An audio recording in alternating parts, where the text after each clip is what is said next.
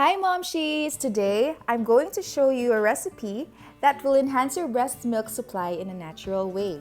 For breastfeeding mothers, the number one concern is being able to have enough milk for the little one. So if you're looking for a way to naturally increase your breast milk production, try eating malunggay. Here's a quick and easy malunggay recipe. Boil ginger in 2 cups of water.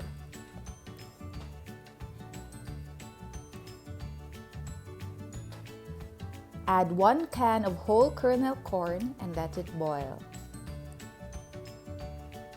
Add 5 pieces of chopped okra.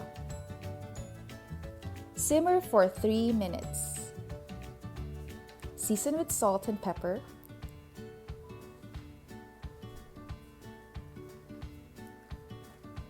Pour in 1 cup of coconut milk. Simmer for 2 to 3 minutes.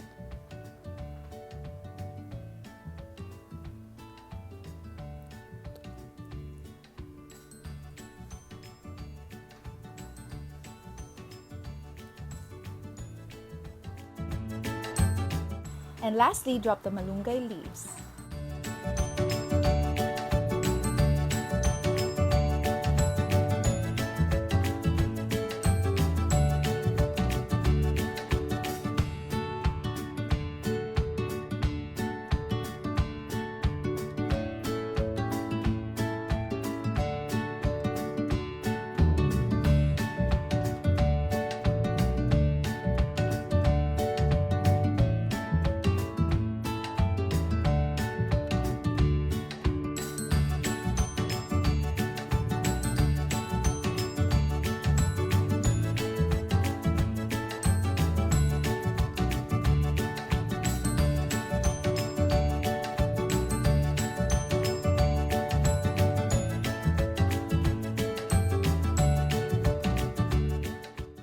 Now we are ready to serve the ginataang mais with malunggay.